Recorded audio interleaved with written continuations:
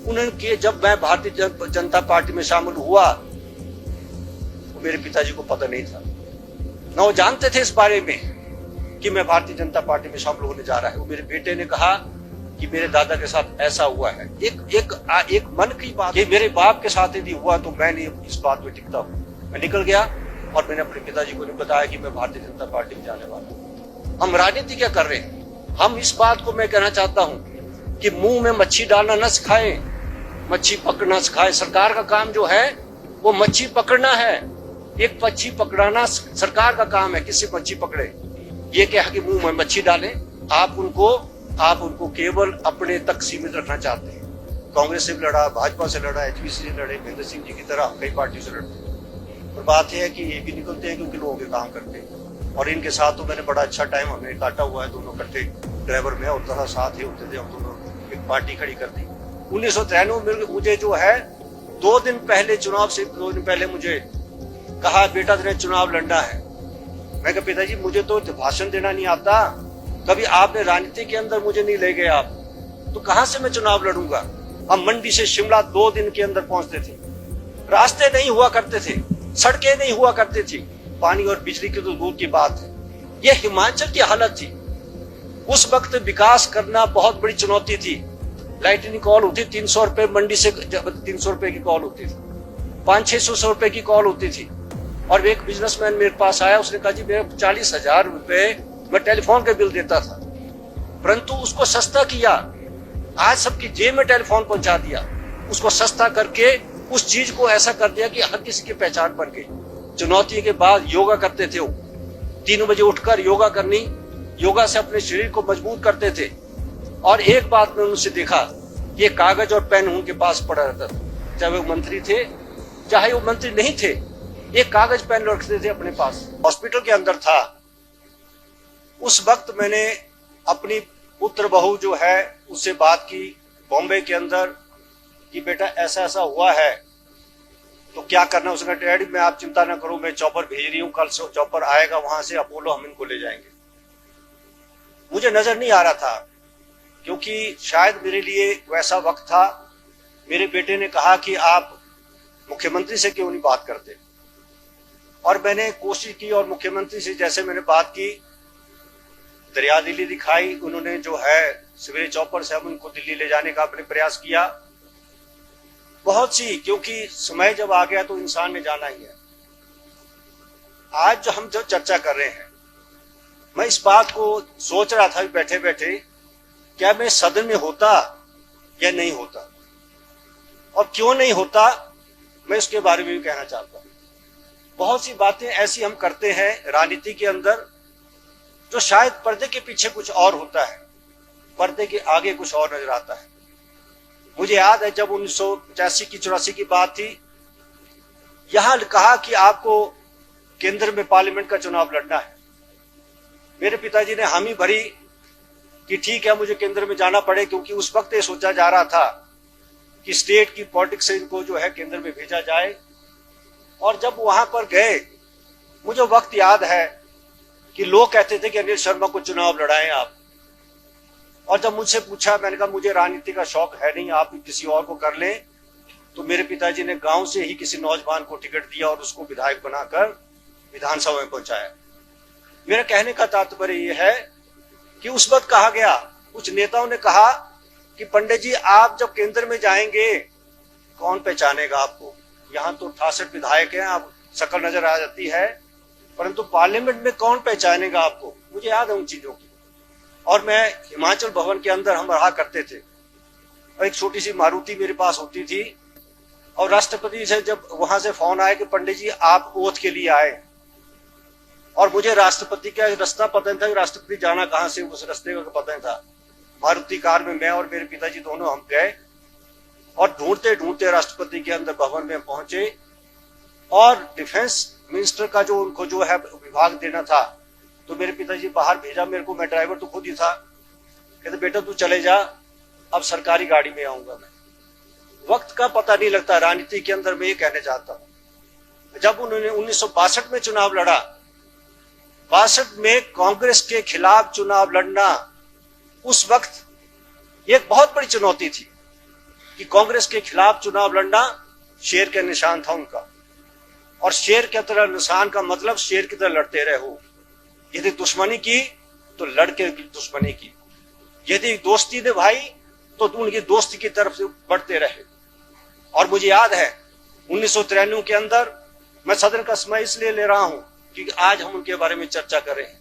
बहुत सी चीजें ऐसी है जिसके बारे में 1993 में मुझे जो है 2 दिन पहले, चुनाव से 2 दिन पहले मुझे कहा, बेटा तेरे चुनाव लड़ना है। मैं कहा पिताजी मुझे तो भाषण देना नहीं आता, कभी आपने राजनीति के अंदर मुझे नहीं ले गए आप, तो कहां से मैं चुनाव लड़ूंगा। और मैंने कहा, मुझे बैठ गया, मैंने कहा मैं चुनाव नहीं लड़ूंगा। मुझे याद है जब मैं सरकारी नौकरी करता था, मैं इसलिए बता रहा हूं सदन को कि राजनेताओं के बच्चों के ऊपर ये क्या दबाव होता है। और मुझे मालूम है कि जब मैं यहां से निकला, नौकरी करता था डेयरी डिपार्टमेंट में, तो रात को पुलिस वाले ने मेरा चालान कर दिया जब मैं मुख्यमंत्री के निवास से अपने बेंगलुरु की तरफ जा रहा था, और चालान कर दिया। और जब पुलिस को मैंने कहा पिताजी मेरे ऐसे चालान होगा कि बेटा गलती की तैने, इसलिए पैदल मैंने जो है टूटू तक पैदल गया, मैंने कोई स्कूटर नहीं, मेरे बाप ने जो वहां से लीज किया। ये नेताओं की बात करना चाहता हूं। और इसलिए मुझे इस बात का था कि मेरे पिताजी ने कहा कि बेटा कभी अपनी पावर का इस्तेमाल मत करो, गलत इस्तेमाल मत करो, और मैंने वही चीज रखी। और वो 1993 के अंदर जब मैं चुनाव लड़ने के लिए गया तो वहां पर विरोध हो रहा था, तो मैं कहा मैं जो चुनाव नहीं लड़ना, मैंने आप क्यों इस विरोध के बीच में चुनाव लड़ने की बात है। परंतु लोगों के विरोध के बाद मैंने कहा शेर थे, कहता बेटा खड़े रहे, तू बैठे रहे यहाँ पर, मैं देखता हूँ। और मैं चुनाव उनसे ज्यादा मतों से जीतकर जो है विधानसभा में पहुंचा। और यही कारण मैं कहता हूँ नेताओं के अंदर सोच क्या होनी चाहिए। सबसे बड़ी बात मैं इस सदन को इसलिए बताना चाहता हूँ, मेरे 2 गुरु रहे, एक मेरे पिताजी मेरे गुरु रहे, वीरभद्र सिंह जी गुरु रहे। 2 नेताओं के बीच में मैंने जो है अपनी राजनीति का काम शुरू किया। अनथक थे वो काम करने के लिए। मैं उनको राजनीति के अंदर इसलिए कहना चाहता हूं, मेरे पिताजी ने यदि 96 साल की उम्र पैदा की है, चुनौतियों के बाद कौन सी चुनौती थी, किसी राजनेता के पास ऐसी चुनौती नहीं आती है। यदि कर्म सिंह से लड़े होंगे तो कर्म सिंह से भी ठोका, क्योंकि वो जिला के चुनाव ये बात थी। और उसके बाद भी उन्होंने जो राजनीति के अंदर जिस तरीके से उन्होंने मेरे को भी कहा कि बेटा यदि वक्त कैसा होता है इंसान के पास, आज मुख्यमंत्री जी के पास वक्त है, किसी मंत्री के पास वक्त है, उन्हें कहा कि पावर कभी मिलती है, उस पावर का इस्तेमाल करो, काम करो, लोगों के काम करो कि पहचान बन जाए। और वही चीज मैं आपको इस सदन में इसलिए कहना चाहता हूं कि जब वो पहली बार जब वो मंत्री बने, फाइनेंस और पीडब्ल्यूडी विभाग उनको मिला, और उस वक्त की हालत क्या थी हिमाचल की, क्या किसी ने सोचा है? बहुत से लोग हैं जिन्होंने इस बात को नहीं सोचा। हम मंडी से शिमला 2 दिन के अंदर पहुंचते थे, रास्ते नहीं हुआ करते थे, सड़कें नहीं हुआ करती थी, पानी और बिजली की तो दूर की बात है। यह हिमाचल की हालत थी।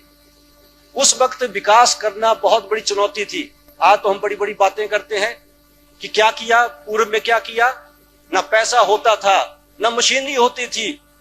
और मुझे याद है कि मेरे पिताजी जब गांव में जाते थे, ट्राइबल क्षेत्रों में जाते थे, हम 2 महीने के बाद जब वो लाहौल स्पीति किन्नौर से आते थे, फटे हो मुंह होते हैं उनके, और फोटो देखते थे उनके कि वो किस तरीके से, कैसे सड़कों के ऊपर कैसे पैदल चलकर जो है वो हिमाचल की कंदराओं में पहुंचते थे।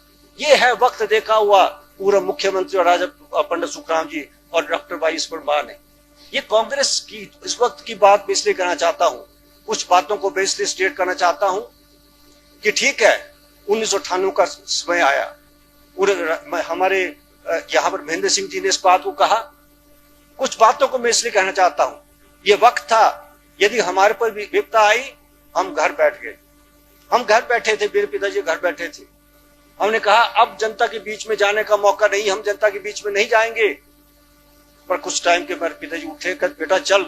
मैं कहा नहीं अब नहीं जाएंगे, मैं नहीं जाऊंगा, अब ये राजनीति खत्म है हमारी। कहते मैंने काम किए हैं, यदि मैंने काम किए तो जनता मुझे फिर याद करेगी, मुझे शब्द याद है। और इसलिए उन्होंने जब हम गांव में निकलना शुरू हुए, ढोल नगाड़े से लोग भूल गए कि इनके ऊपर क्या इल्जाम था, लोग चल पड़े। और महेंद्र सिंह जी उसके साथ हम जो साथ चले, हमने एक चुनौती पैदा कर दी।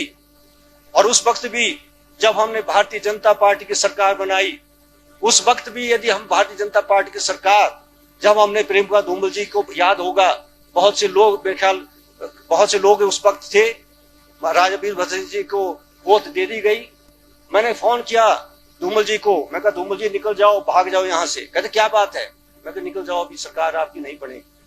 मैं मोबाइल के माध्यम से बात करता रहा कि 1993 के अंदर मुझे मालूम है कि 1993 के अंदर कैसे कैसे हमने यहाँ सरकार बनाने के लिए जद्दोजहद की थी। मुझे मालूम था कि यदि यहाँ पर शिमला में पहुंच जाएंगे विधायक तो सरकार नहीं बनेगी।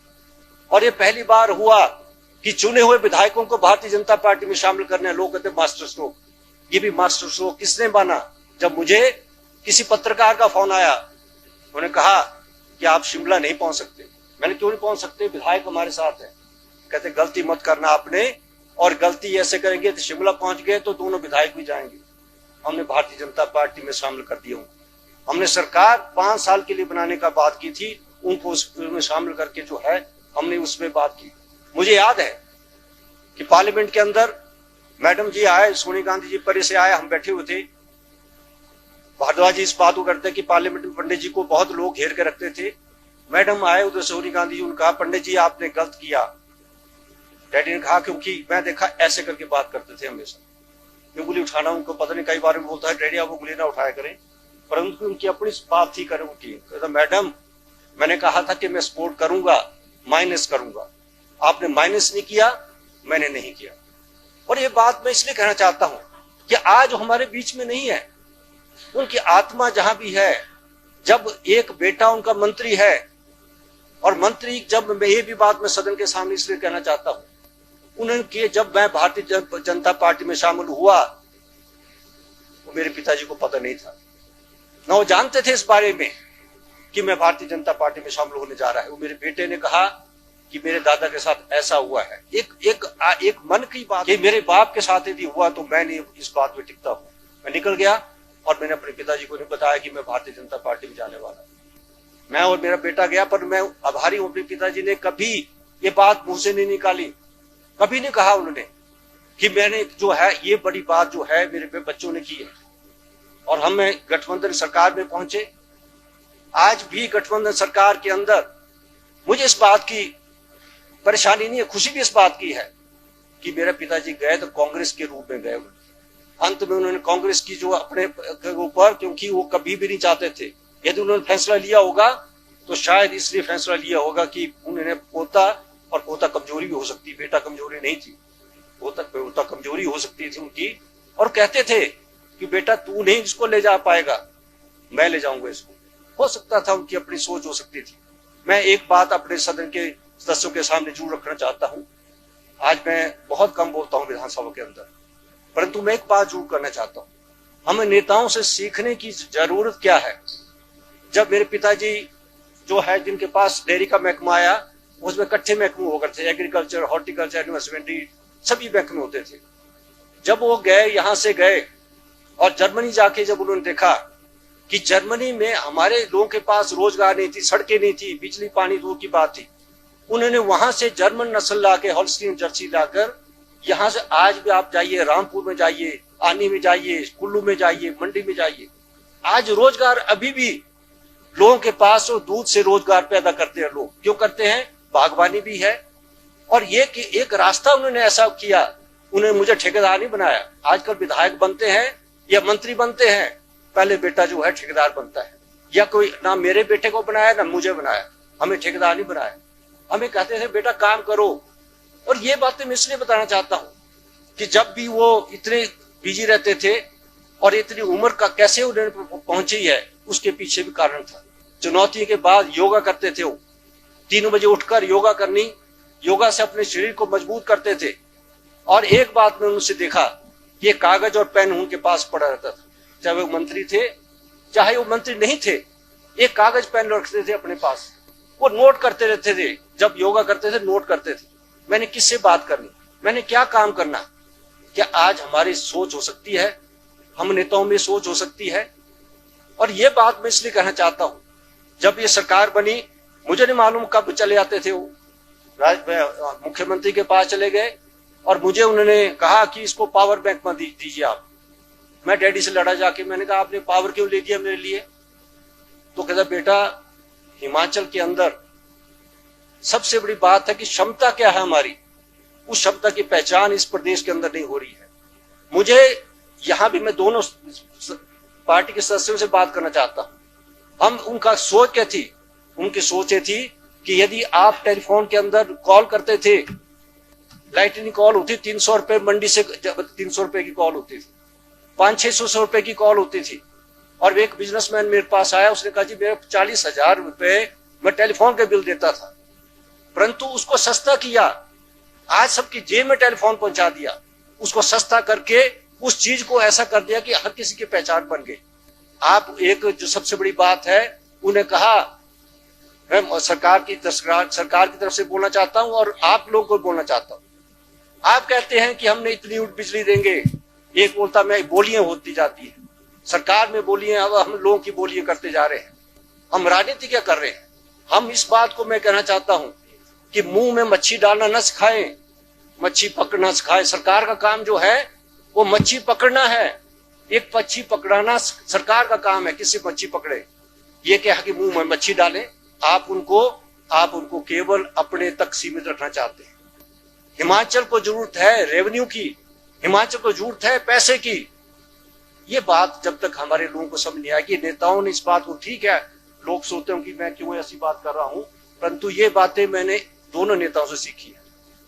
और ये बात इसलिए कहना चाहता हूं, आगे का हमारा समय कैसे आने जाने वाला है, हम क्या करने जा रहे हैं, उस बात पर हमें निर्भर करना है। मैं अंत में जो भी यहाँ पर बातें हुई है, सभी ने उनके बारे में बात की, उसके ऊपर मुझे भी इस बात का अभिमान भी होता है और कई बार एक गर्व भी होता है कि मैं उनका बेटा हूं। मुझे याद है कि मेरा बेटा बॉम्बे में, जब उसको मैं स्कूल पे छोड़ने गया कॉलेज में, राजा वीरभद्र जी मंत्री थे उस वक्त, तो मैं बड़ी सिफारिश लेकर चला गया रहा, टक्करे मारता रहा, सारे चिट्ठियां बताता रहा, परंतु वो लेट हो गया था, उसकी एडमिशन नहीं हो रही थी। तो मैं और मेरे बेटा दोनों बैठे थे, हम मेरे ड्राइव में, मैं कहा बेटा चल कल तो चलते हैं वापस। तो जय हिंद कॉलेज है वहां पर। मैं इसलिए बता रहा हूं, कुछ चीजें ऐसी है जो हम, कर्म कोई करता है फल किसी को मिल जाता है उसको। मैंने वो देखा, जब जय हिंद कॉलेज में दूसरे दिन गए, मैं और मेरे बेटे के साथ, हमने दोनों ने कहा, मैंने राजा वीरभद्र सिंह जी चिट्ठी पकड़ा दी और वहां शिंदे जी उनकी चिट्ठी पकड़ा दी। मैं कहा मेरे बेटे के एडमिशन का है। कहते आप हैं क्या? मैं कहा मैं विधायक हूँ। कहाँ से हैं? मैं कहा मंडी से हूँ, हिमाचल मंडी से हूँ। मुझे कहा आप पंडित सुखराम को जानते हैं? मैंने कहा मैं तो उनका बेटा हूँ। ऐसे ऐसी बात जब मैंने की, कहता बैठे, मैं एक सीट भी बढ़ा रहा हूँ, यहाँ मेरे कॉलेज में इसको एडमिशन होगी। पंडित सुखराम जी के पास में गया था, उनका परसों आपका काम हो जाएगा। तो मैंने सोचा भी पॉलिटिशियन तो ऐसे बोलते हैं। कहते हो पंडित जी ने, मैं शिवसेना का हूँ, मैं किसी की सुनता नहीं था, पर मैंने महसूस किया कि पिताजी ने किसका काम कब कर दिया और उसका जो है फल आज मेरे बेटे को मिला। ये चीजें मैं इसलिए कह रहा हूँ, राजनीति के अंदर हमें सबको वक्त मिला है, सबको वक्त मिला है, हम लोग सेवा कर रहे हैं, लोगों की सेवा कर रहे हैं, परंतु पहचान राजनीति के अंदर तभी बनती है निस्वभाव से। क्योंकि मेरे पिताजी ने कभी किसी को नहीं कहा किस पार्टी से आए हो, कहां से आए हो, और हिमाचली उनके दिल में रहते हैं, हिमाचली। और मंत्री यदि सभी जानते हैं कि जब पंडित जी के पास कोई गया हिमाचली मंडी या किसी हिमाचल से, तो उसको पहले बुलाते थे, अधिकारी और कर्मचारी बाहर बैठे रहते थे, क्योंकि वो चाहते थे कि इतनी दूर से कोई आया तो कोई जरूर काम लेके आया है। तो अंत में सभी आत्माओं का मैं, जो यहाँ पर जो हमारे बीच में नहीं है, उनको भगवान अपने चरणों में जगह दे। और जो भी आज सदन में मेरे पिताजी के बारे में कहा, मैं सभी सदनों, सभी विधायकों का आभारी हूँ। और माननीय मुख्यमंत्री जी का जो इन संवेदनाएं प्रकट की, हमारे मुकेश अग्निहोत्री जी का और सभी सदस्यों का, क्योंकि राजनीति में सीख लेकर हमने चलना है। और मुझे कई बार बोलते हैं कि आप कहाँ जाएंगे, क्या करेंगे, जाने और न जाने की बातें जो है जनता के ऊपर बात होती है। मैंने कभी सोचा नहीं कि मैं यहाँ तक पहुंच जाऊंगा, और आगे भी नहीं सोचता। काम पे अपना रखें, लोग अपने आप ले जाते हैं। मैंने कहा कि मैंने कांग्रेस से भी लड़ा, भाजपा से लड़ा, एचपीसी से लड़े, महेंद्र सिंह जी की तरह हम कई पार्टियों से लड़ते हैं, पर बात यह है कि ये भी निकलते हैं क्योंकि लोगों के काम करते हैं। और इनके साथ तो मैंने बड़ा अच्छा टाइम हमने काटा हुआ है, दोनों इकट्ठे, ड्राइवर में होता था, साथ ही होते थे हम दोनों, एक पार्टी खड़ी कर दी तो काम के ऊपर पार्टी भी खड़ी हो जाती थी। जो आपने कहा कि काम किया है तो उससे का पार्टी भी खड़ी। अंत में अध्यक्ष जी आपका मैं, क्योंकि समय ज्यादा ले लिया, मैं चाहता था कि उनकी बातें कुछ ऐसी थी जो लोग कुछ और इस बात को कहते थे कि शायद पंडित जी ने किया, तो उसको स्पष्टीकरण करना मैंने इसलिए चाहा कि राजनीति में डर के इसलिए नहीं करता हूँ कि हर चीज को पता होना चाहिए। क्या लड़ाई भी लड़ी तो डर के लड़िए, और आगे भी कि हम राजनीति में परिवार की तरह हैं और इस प्रदेश को आगे ले जाएं, यही सपना क्योंकि मेरे पिताजी का रहा।